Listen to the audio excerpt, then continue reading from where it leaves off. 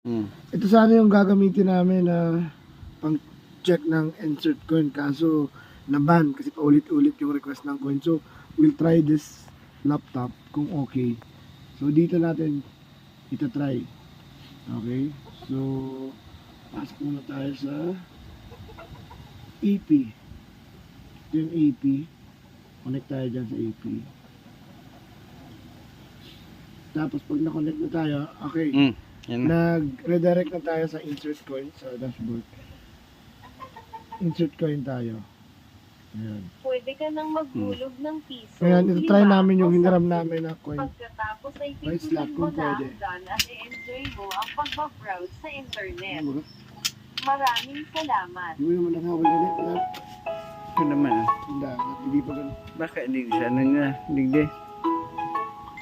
Hindi. Pag tinagas man, makakanan dito. Oh. Yan na. Oh, Yan. tingnan mo. Piso.